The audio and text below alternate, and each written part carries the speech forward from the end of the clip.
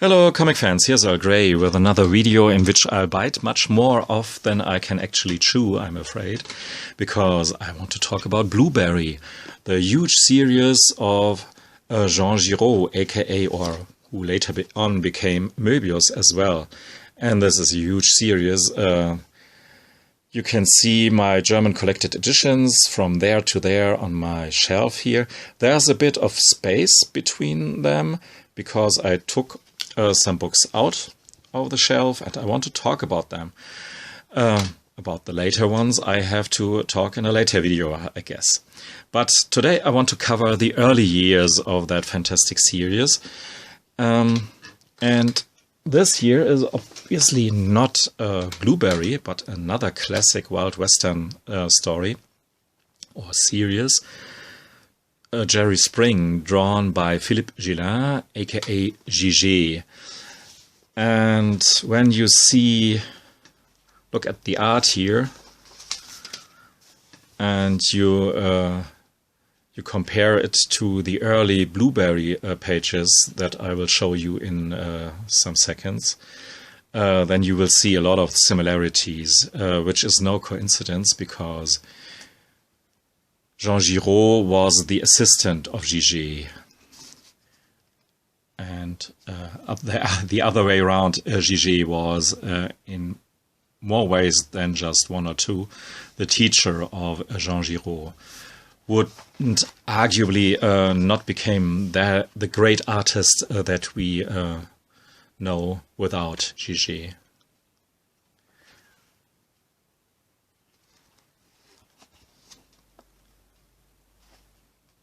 These books are wonderful, my collected editions. You can see them usually in the background of my videos.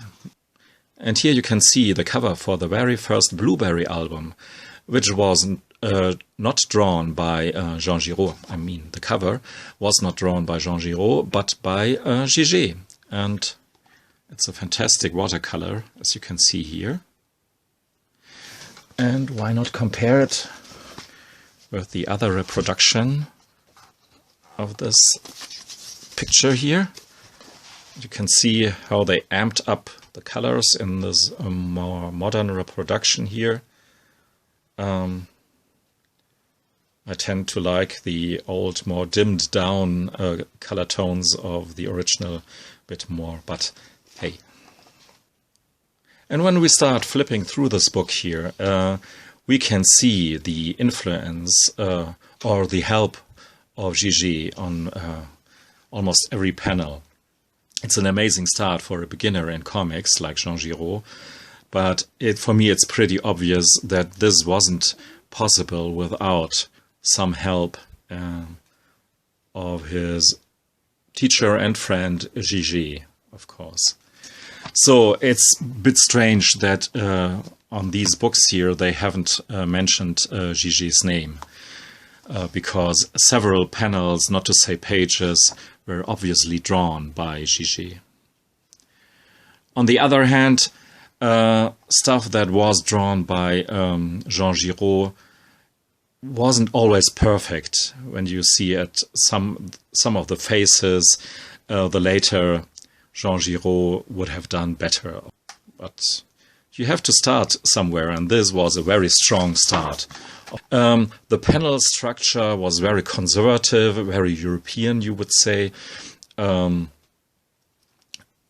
Just pretty rigid grids. Seldomly you have a panel that is a bit bigger than the others. But you can already see how much detail Jean Giraud put into these drawings, and this amount of details would increase over the series immensely, as you will see. This first collection collects Fort Navajo, Rebellion in the West, and The Lonesome Eagle. I don't actually know the proper English titles. The lack of decent English translations is the question for itself, I guess. I mean, I can see some reasons for that, because the unusual European album format, the long period of stories in which Jean Giraud slowly improved to the master of the craft he was at the end of the series. And the whole epic story that unfolds here, because it's really rewarding to start from the beginning, even though the stories are a bit usual, generic. Jean-Michel is by far not my favorite writer in European comics. But at some point in the run of the story, Jean Giraud took over, or his influence was clearly more visible. The first big arc of Blueberry wasn't completed with the first 3 albums that are collected in the first edition here, but they continued into the Half-Blood and was completed with the Trail of the Navajos. The Sheriff is another self-contained story afterwards. But somehow all these stories tell us the life of this guy here, Lieutenant Blueberry. And so it has a red thread throughout. It's not like within Lucky Luke or so, where it's always 2.0 at the beginning of each album. Well, I guess you can already see how much Jean Giraud improves with every panel here. And this lady here looks already pretty Jean Giraud-like, or let's say Moebius-like even. While some other panels that strike you, like this one, for an example here, on the second glance you see, oh, it's not by Jean Giraud, it's actually drawn by Gigi, who helped out, obviously, his friend. And here we have another signature by Gigi. So they worked together seemingly on a lot of these pages. As you can see, for me, Blueberry is a fantastic series, but nevertheless not flawless. It's not beyond criticism. There are some tropes like jailbreaks or tricks, how they save each other out of ridiculous situations. This is repeated more times than just once. And this is very obvious when you read these albums one after each other, like I did in the last couple of weeks. This is the 4th German collection here, with the Iron Horse, Steel Fingers, the Trail of the Sioux, and General Yellowhair or Yellowhead. And these stories are part of the second bigger story arc about the Union Pacific and the Central Pacific, the race between them, who could cover more ground while building the tracks right between connecting the West and the East Coast. It has a fantastic climactic sequence here in the middle, where the Union Pacific, train of the Union Pacific, being caught on the middle of this high bridge here. I mean, this trope sounds familiar, but what Jean-Michel and especially Giraud did out of this trope here is just fantastic. Villains all around, Native Americans swarming the train, and look how it is depicted here. If you didn't know better, you would think that here we have a comic creator at the peak of his craft, but of course Jean Giraud had improved since big time, even though this is just fantastic. And other comic creators would have done out of these 2 pages, for instance, several pages of a comic. I mean, it's so full of detail, even though this is fairly decompressed for a Blueberry here. But it's great. I love this part here. Look at the train being caught there on its trails, top of the bridge here. That's just such a small panel. just a little part of this big page here. And as you can see, the action goes on for several pages. One thread through these early Blueberry stories is the relationship between the soldiers and the Native Americans. And while Blueberry slowly became a friend of the Indians, one who took side with them, even though he was often forced to fight against them because he was a soldier.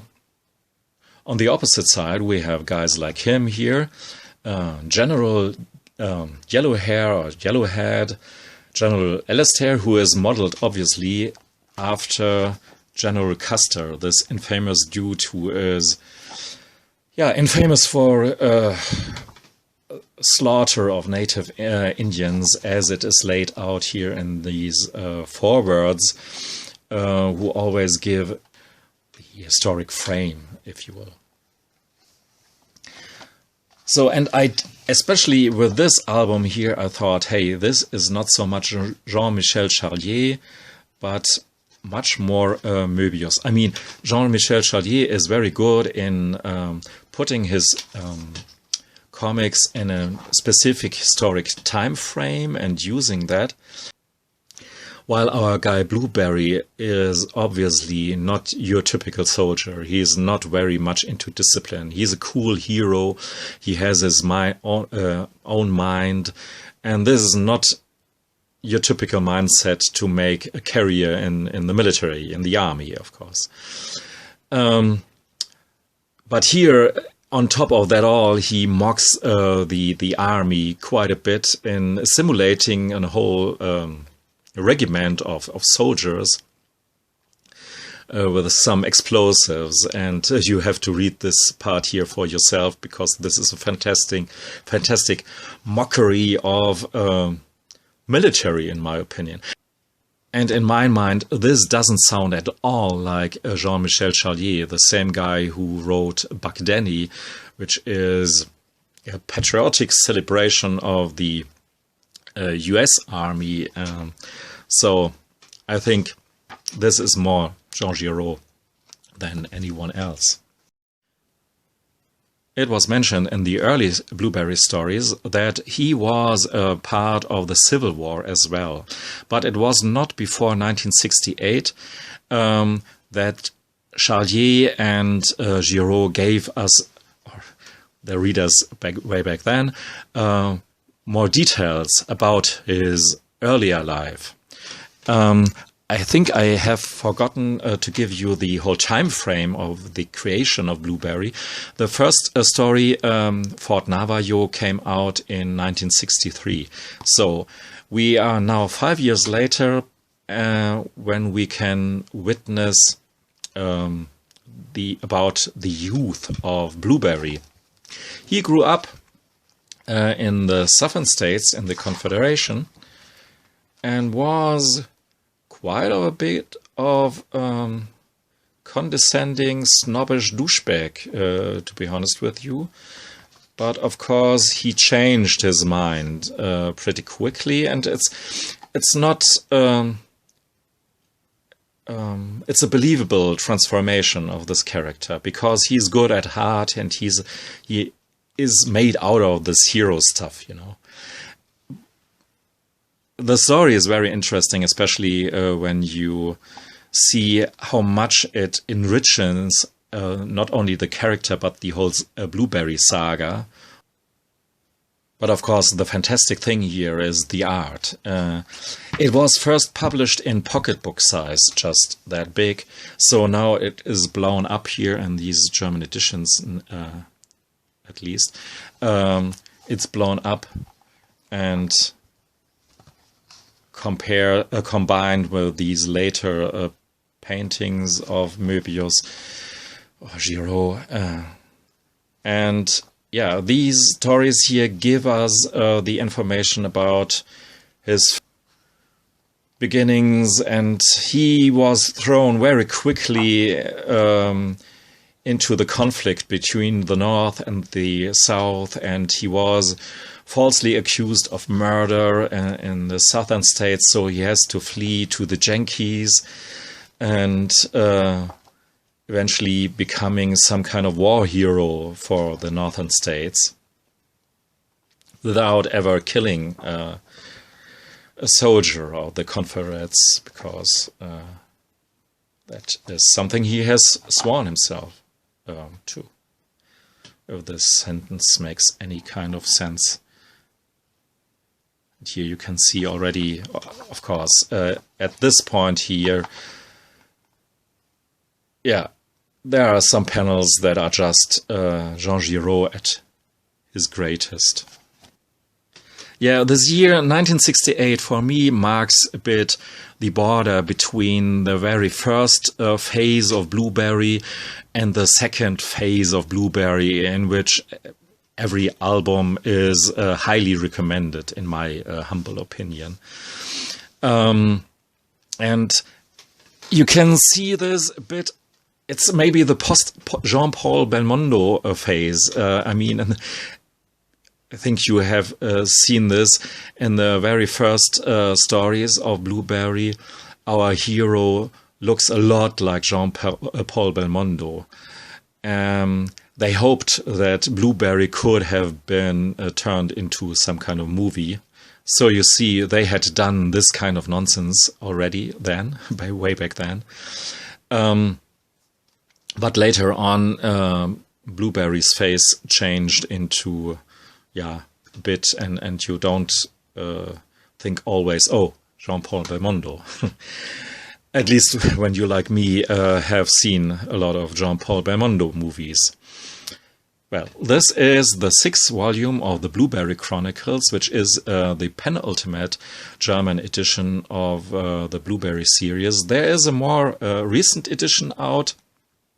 I don't know about the advantages or disadvantages compared to this edition that I own, despite the fact that some volumes of this one here are obviously out of print in the meantime. This volume collects, most importantly, the Forgotten Gold Mine and the Ghost with the Golden Bullets, which is a fantastic comic based on this guy here, how was his name? Felix Waltz, like the actor Christopher Waltz. But he was a Prussian, and he allegedly found some gold mine in the Wild West in Arizona, or close to the American-Mexican border of the time. And a lot of novels have been written and movies have been done about this subject here. Maybe most prominently Lust for Gold, starring Glenn Ford.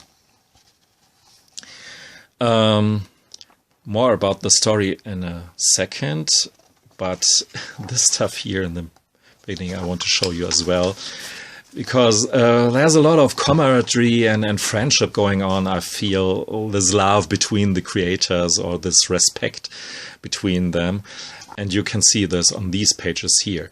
This is a page from Lucky Luke, very typical Lucky Luke page.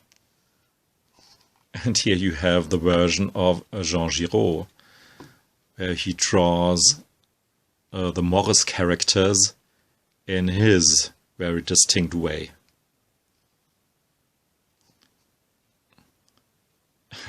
Just the comparison between this cartoony style and the more realistic or very realistic style of Jean Giraud is fantastic. And they did it the other way around, because here's the original page from Jean Giraud out of Blueberry.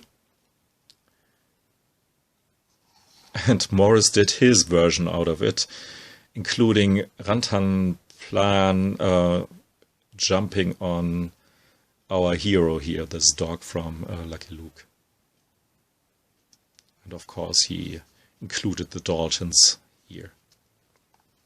So, but back to Blueberry at hand. This is the very first page of this two-part series here, and you can see just with the very first panel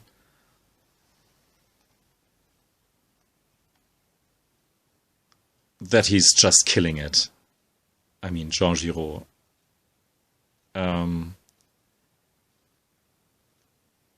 This feels like a pretty realistic portrait of the situation way in the West.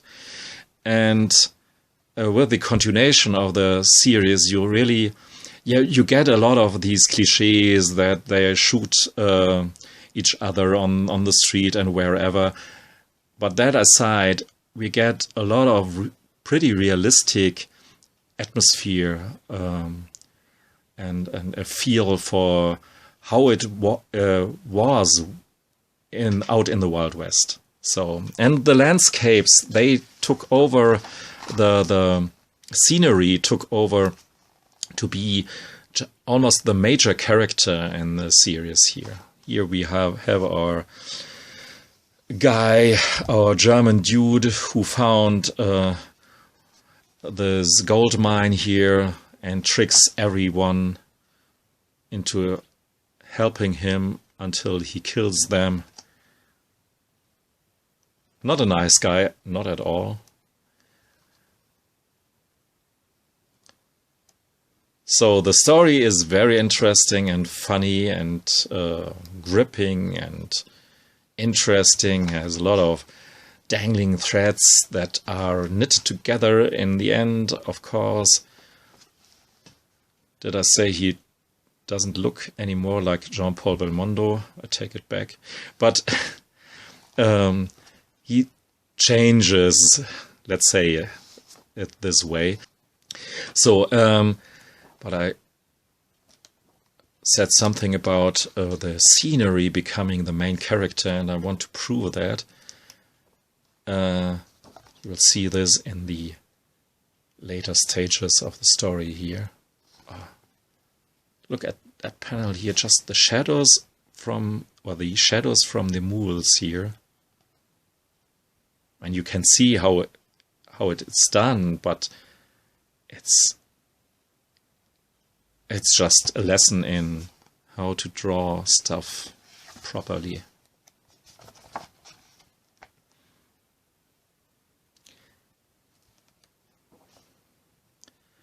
And I even haven't talked about the colors here, because the coloring changes throughout a lot the series. And yeah, I guess I talk about this more in detail in a later video.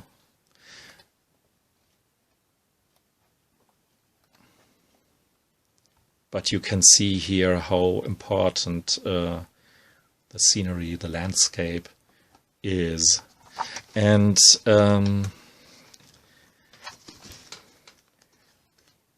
there is this pueblo built by ancient Native Americans. Here you can see a lot of details, but I want to showcase here. Here you can see it. And somehow this is a part of this this legend of the lost gold mine from this Dutchman.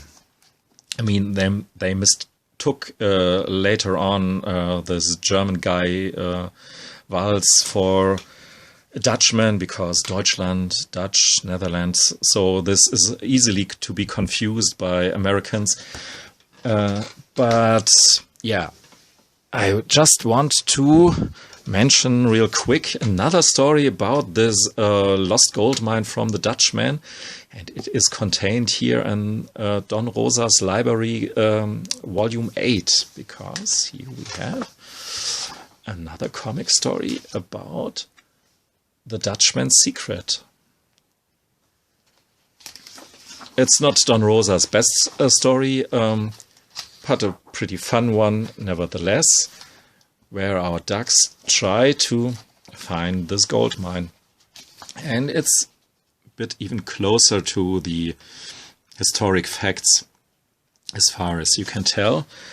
And this Pueblo is here. So I always find it fascinating when certain historic events are visited by totally different comic genres or styles, and see how they look like. Another example is the story about this fake emperor of the United States, the king of the United States, that is part of this Sandman, and was the title-giving character of one Lucky Luke album, which would be another interesting comparison. But I guess that's enough on today, and thanks for listening and watching. Goodbye.